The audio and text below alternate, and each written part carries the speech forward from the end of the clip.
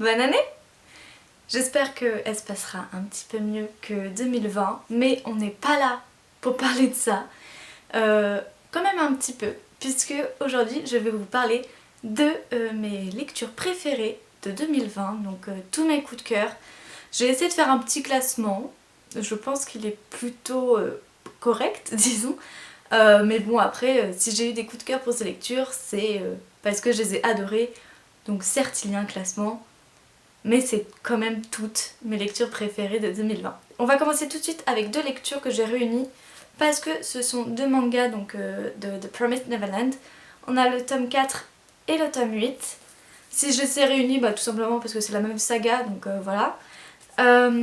Et en plus, j'ai eu des coups de cœur un peu pour les mêmes raisons pour ces deux tomes. Promised Neverland, c'est son histoire de jeunes orphelins qui sont élevés comme du bétail pour être donnés à manger ensuite à des monstres, clairement, des monstres qui régissent le monde. Et donc ces jeunes orphelins, quand ils se rendent compte, évidemment, ils vont vouloir s'échapper de cet orphelinat. C'est plutôt logique. Et donc du coup, si j'ai aimé ces deux tomes, donc ils sont quand même assez espacés, hein, le tome 4 et le tome 8, c'est parce que les deux, j'ai trouvé, donnaient vraiment un coup de fouet à la saga. Le tome 4, il y a eu un... C'est pas vraiment un retournement de situation, mais c'est un truc que j'espérais qu'il n'arrive pas, mais qui est quand même arrivé dans ce tome, et du coup j'étais vraiment bouleversée, parce que vraiment c'était quelque chose, je voulais absolument pas que ça arrive, mais c'est quand même arrivé. Et le tome 8, comme je viens de le dire, il y a vraiment eu un coup de fouet qui a redonné un coup de boost à la saga, parce qu'en fait c'est le début d'un nouvel arc narratif. Et les tomes juste avant, donc 6-7, j'étais moins emballée en fait, et le tome 8 a vraiment donné un coup de neuf, et du coup c'est pour ça que j'étais vraiment super heureuse de retrouver l'énergie qu'il y avait dans les premiers tomes. Donc voilà, The Promised Neverland, toujours une saga de manga que je surkiffe, donc pas étonnant qu'elle se retrouve dans ce tome. Ensuite, je vais vous parler du deuxième tome de Percy Jackson, donc moi je les lis en anglais. Donc Percy Jackson, je pense que vous connaissez sûrement, c'est l'histoire de Percy Jackson, thanks, qui découvre qu'il est le fils de Poséidon, le dieu grec, et donc va s'en suivre plein d'aventures qui mêlent mythologie et vie contemporaine. Et moi j'adore la mythologie, sauf que j'avais jamais lu cette saga, et vraiment je me disais mais c'est pas possible en fait. Donc du coup, voilà, je me suis mise l'année dernière je crois, et j'aime trop la preuve, j'ai eu un coup de cœur pour ce deuxième tome. Alors certes c'est censé être du middle grade, donc peu collège, tout ça, cette tranche d'âge, mais c'est quand même super bien, c'est bourré d'humour, l'écriture est super fun, les aventures sont vraiment ultra prenantes, les personnages sont super attachants, enfin je sais pas pourquoi j'ai mis autant de temps à lire cette saga. Ce deuxième tome était juste, comme je viens de le dire, super fun. Moi je suis vraiment passionnée de mythologie grecque, donc c'est toujours un réel plaisir de lire des choses avec de la mythologie grecque à l'intérieur. Et là c'est pas la mythologie grecque a un vrai rôle, hein. C'est pas juste un petit élément qui vient un peu bouleverser un peu tout, non c'est vraiment le cœur en fait de la saga. Et du coup bah moi j'adore en fait, genre quand je vous dis que je suis passionnée par la mythologie grecque, je suis passionnée par la mythologie grecque, donc je ne peux que aimer Percy Jackson. Et j'ai vraiment trop hâte de lire le troisième tome, c'est super fun en fait comme saga. Et si comme moi vous aimez bien cet univers là, et que vous n'avez pas encore lu Percy Jackson, je vous le recommande à 1000% parce que c'est sûr et certain que vous allez aimer. Ensuite on a du Victor Dixon évidemment, donc je vais peut-être vous éblouir un petit peu avec ce livre là parce qu'il est tout brillant, mais il est vraiment magnifique. C'est donc, comme vous avez pu le voir, Extincta de Victor Dixon. Alors je vais pas vous en dire trop sur ce roman parce que moi je me suis vraiment plongée dedans en ne sachant rien. Je savais juste le thème principal qui est la crise écologique dans plusieurs années. En fait l'impact de la crise écologique, donc de nos jours, l'impact qu'elle aura dans plusieurs années, dans plusieurs centaines d'années. Je sais pas si c'est très clair, mais en vrai je ne savais que ça, et même dans ma tête c'était pas très clair, donc je me suis lancée là-dedans, j'étais en mode on va bien voir. Et bah ça a été un coup de cœur. Comme toujours, j'adore l'écriture de Victor Dixon, c'est vraiment super passionnant. On voit qu'il y a eu un énorme travail de recherche en fait derrière tout ça. Et toujours dans les livres de Victor Dixon, ça se voit que c'est vraiment des livres qui sont travaillés et faits avec amour. Et il y a toujours certains passages qui prônent la littérature et la lecture. Et du coup, en tant que lecteur, c'est juste super beau en fait de lire ce genre de passage. Et ça, c'est une chose qu'on retrouve souvent chez Victor Dixon et que j'adore parce que en tant que lectrice, du coup, voilà quoi, je peux que m'identifier à ces passages-là. Mais si j'ai aimé, c'est pas juste pour ce petit passage-là, hein, c'est juste pour l'histoire entière qui est vraiment... que j'ai trouvé très pertinente en fait par rapport justement à la crise écologique et tout. Et même si avant j'étais déjà consciente de ce qui se passe en ce moment même, je pense que cette lecture peut donner un coup de fouet en plus, notamment à petits sceptiques ou quoi. Et je pense que ça peut être pas mal à donner aux plus jeunes. Alors je dirais pas non plus ceux qui ont 10 ans parce que c'est quand même une belle bricasse ou quoi. Mais peut-être ouais 14-15 ans pour qu'ils réalisent. Alors c'est pas du tout une lecture qui est culpabilisante. Il y a aussi une note d'optimisme. Donc ça c'est plutôt cool. Et ouais donc je pense que vraiment pour des jeunes lecteurs de 14-15 ans, ça peut vraiment être un bon livre à leur donner pour leur faire réaliser un petit peu ce qui se passe de nos jours. Et c'est une lecture en fait qui m'a vraiment remis en perspective de la crise écologique et sur un avenir potentiel en fait des futurs humains. Et franchement c'est super cool. Comment ne pas craquer face à ce livre qui est juste magnifique en tant qu'objet. Il y a des cartes, il y a plusieurs cartes à l'intérieur vraiment. Comme toujours la collection R se donne vachement pour les parutions de Victor Dixon. Et c'est trop cool quoi, ça nous donne des beaux bébés comme ça. Ensuite on arrive dans le top 4. Oulala. J'ai lu La Muse des Cauchemars. Et en fait je sais même pas quoi vous dire. À part lisez cette duologie, donc Le Faiseur de Rêves et La Muse des Cauchemars. C'est tout simplement ma saga de fantasy préférée, même si ce n'est que une duologie entre guillemets. Fallait pas qu'il y ait un troisième tome parce que c'est juste la longueur parfaite, même si c'est quand même des belles bricasses, hein, le tome 1 est encore plus gros que celui-là. La longueur de l'histoire est juste parfaite et le fait que ce ne soit que en 2 tomes, encore une fois je mets des guillemets, ça permet à ce qu'il y ait un condensé.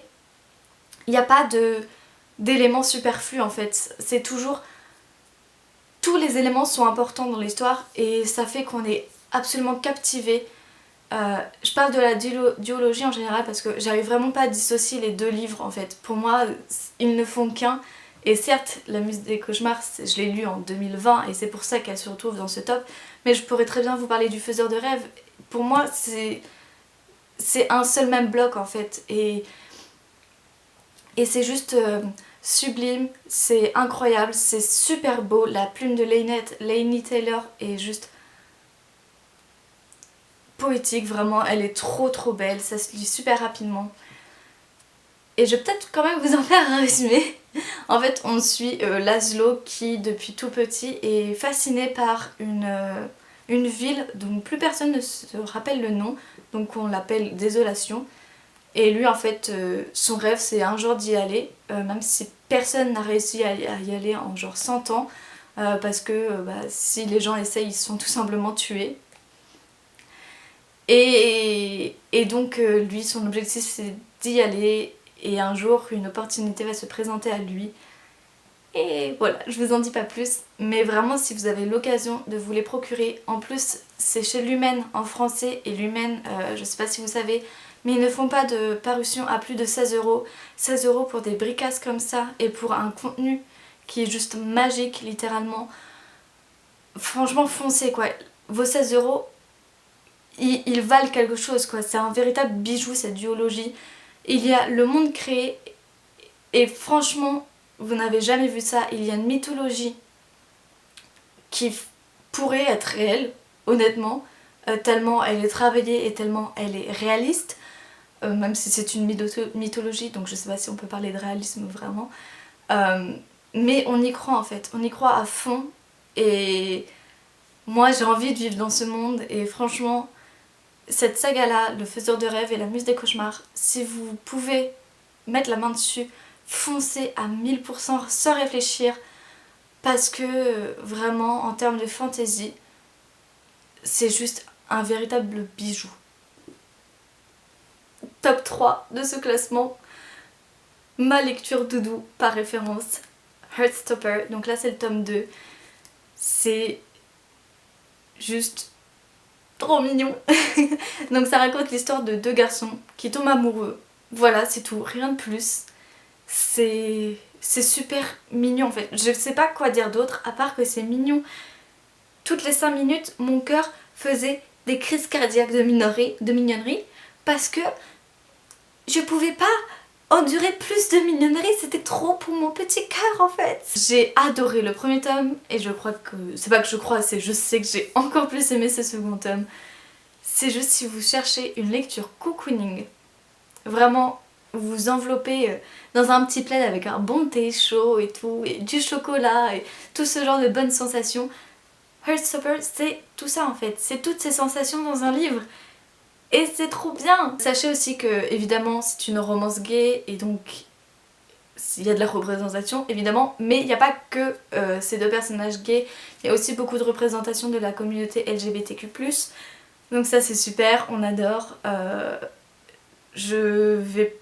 Alors honnêtement je me rappelle plus, il y a un couple lesbien, enfin saphique pardon, un couple saphique, il y a une jeune fille transgenre, il y a... je sais qu'il y en a d'autres mais franchement j'oublie, je sais juste qu'il y a beaucoup de représentations. Et ça c'est le petit plus en... c'est la petite cerise sur le gâteau parce que franchement c'est juste parfait. J'adore Heartstopper. Lisez Heartstopper or Consequences. Ensuite on se rapproche du top 1. Attention, ce livre là a failli avoir la première place. C'est évidemment un deuxième Victor Dixon, Vampiria, donc de Victor Dixon, La Cour des Ténèbres. C'est un premier tome d'une nouvelle saga, je sais pas si ce sera juste une trilogie ou une saga, mais ça fait plaisir de revoir Victor Dixon dans une saga depuis Phobos. Donc dans cette nouvelle saga, on suit une jeune femme qui s'appelle Jeanne, qui vit dans notre monde, mais avec un petit twist. En fait, ça se passe à peu près à notre époque, disons dans les années 2000, mais niveau environnement, on a l'impression d'être encore genre au XVIIIe siècle. Et pour bonne raison, le roi Soleil, donc Louis XIV, est encore en vie et il régit toujours le monde, du moins l'Europe. Et vous allez me dire mais comment c'est possible quand dans les années 2000, 300 ans après sa mort, ils sont encore vivants? Et en fait c'est parce que dans cette saga qui est donc une uchronie, Louis XIV, le jour de sa mort, le soir de sa mort, s'est fait transmuter en vampire. Et donc il est maintenant immortel. Et moi j'adore Louis XIV, et j'adore les vampires. J'adore la royauté et tout ça. Il y a tout là-dedans, je pouvais qu'aimer, c'est super. Alors je tiens quand même à signaler que même si ce sont des vampires, enfin il y a des vampires dans ce livre, Jeanne n'en est pas un. C'est pas du tout des vampires style Twilight tout gentils, des beaux gosses et tout. C'est très sanglant en fait quand même. Alors pas dans tout le roman, c'est pas genre des batailles non-stop, mais il y a certains passages qui sont vraiment violents et Victor Dixon n'y est pas allé de main morte. Et ça m'a vachement étonnée en fait parce que dès le début en fait on a une scène, je vais rien spoiler, mais Jeanne, la famille de Jeanne se fait littéralement massacrer sous ses yeux. C'est littéralement le premier chapitre donc je ne vous spoile rien. Mais quand je parle de massacre, c'est un vrai massacre, il y a des têtes coupées et tout. Et venant de Victor Dixon, j'étais super étonnée parce que je pensais pas que ça allait être aussi violent. Alors je préfère quand même vous le prévenir s'il y a des personnes assez sensibles à ça. Mais moi j'ai trouvé ça super cool en fait, ça m'a vachement étonnée au début, mais après je me suis dit ah ouais d'accord, on va avoir affaire à des trucs quand même, il va pas nous manager Victor Dixon là dans cette saga. Et rien qu'à la fin du premier tome, hein, il y a eu un de ces plot twists, je ne m'y attendais absolument pas, j'étais chouk, mais vraiment. Quand je vous dis que je m'y attendais pas, c'est pas genre j'avais une petite idée dans la tête, non, rien, nada. Et franchement ça fait super du bien de retrouver Victor Dixon dans une saga parce que je sens qu'il va nous mener en bateau comme dans Phobos avec des rebondissements, des retournements de situation à chaque page limite. Et ça fait, franchement ça me rend juste super heureuse. Ces premiers tomes étaient géniaux. J'adore l'ambiance de tout ce qui est royauté, cour, etc. Enfin cour dans le sens cour royal. Tout ce qui est un petit peu manœuvre, complot, tout ça. J'adore ce genre d'univers et franchement avec des vampires, écrit par Victor Dixon, Louis XIV. Je pouvais qu'aimer ce livre en fait tout simplement. Et enfin, mon livre préféré de 2020, ce n'est pas un Victor Dixon. Choc. Mais je pouvais pas faire autrement que le mettre à la première place. C'est Hotel Castellana de Ruta Sepetys. Et c'est un livre de fiction historique, un genre que je n'ai pas du tout l'habitude de lire et pourtant j'adore l'histoire et j'aimerais vraiment en lire plus et donc ce livre est le premier pas vers ça et ça me conforte juste dans l'idée que j'adore la fiction historique. Ce livre est vraiment une de mes lectures préférées, pas seulement de 2020 mais une de mes lectures préférées, point. J'ai adoré ce roman. En fait la période historique c'est après la guerre civile espagnole. Donc moi j'ai fait espagnol pendant 5 ans je crois. Et donc évidemment j'ai appris beaucoup sur la guerre civile en elle-même, mais jamais sur l'après de la guerre civile. Et en fait c'est ça en fait qu'on nous raconte dans ce livre, c'est l'après, comment ça se passe pour les personnes, les enfants des républicains, le monde extérieur, quelle est la vision du monde sur l'Espagne sous Franco. Et c'est juste passionnant en fait. Moi je ne savais absolument rien de ce qui s'était passé après et j'ai appris énormément de choses en fait grâce à ce livre et c'était juste ultra passionnant. En fait on suit un peu deux jeunes personnes, donc une jeune fille de républicain et un touriste américain. Il va y avoir un peu une romance entre deux, mais la romance est plus un prétexte pour le contexte historique en fait. Franchement, je suis juste épatée, éblouie face à ce chef-d'œuvre, parce que pour moi je considère que c'est un chef-d'œuvre. Et à la fin, on nous dit que ce livre a été écrit en 10 ans. 10 ans de recherche par rapport à des personnes concernées, des livres, des documents historiques. Et c'est juste ouf en fait. Il y a un travail de recherche qui a été fait dans ce livre incommensurable. C'est juste... Franchement ce livre il est parfait en tout point, j'arrive pas à lui trouver de défaut. Et j'ai du mal à parler en fait de mon amour pour ce livre parce que j'ai juste le souffle coupé à chaque fois que j'en parle, à chaque fois que j'y pense. C'est franchement... Même si vous n'aimez pas la fiction historique, je pense que vous aimerez quand même ce livre parce que il est juste parfaitement bien écrit en fait. Il n'y a pas un défaut dans ce livre je trouve. Et on apprend tellement de choses, c'est tellement instructif cette lecture. Il y a des moments je me suis dit mais comment ça se fait que je ne sache pas ça quoi, c'est quand même fou. Et après je me suis renseignée après pour savoir si c'était juste des éléments mis dans ce livre pour apporter un petit peu de suspense ou des choses comme ça. Absolument pas. Il n'y a rien d'inventé dans ce livre, tout est vrai à part les personnages évidemment, sauf Franco. Franchement c'est juste... Je ne lui trouve aucun défaut. C'est un de mes livres préférés de tous les temps. Hotel Castellana de Ruta Sepetys. Donc voilà, j'ai fini de vous parler de mes lectures préférées de 2020. Dites-moi en commentaire quelles ont été vos lectures préférées de 2020. Ça m'intéresse vraiment. Peut-être que je pourrais prendre quelques idées ou qu'on discutera des livres qu'on a lus en commun, je ne sais pas. Sur ce, je vous fais de gros bisous. J'essaierai en 2021 d'être plus active. Environ, je vais me dire, 2 vidéos par mois. Je pense que c'est un bon train pour commencer. 2 vidéos par mois. J'ai pas envie de me mettre la pression d'une vidéo par semaine parce que j'ai quand même les cours à côté et tout. Et c'est le principal, je veux me concentrer sur mes cours. Mais 2 vidéos par mois, je pense que je peux le faire. J'espère que vous me suivrez dans cette belle aventure qu'est Booktube. Je vous fais des gros bisous et je vous dis à la prochaine.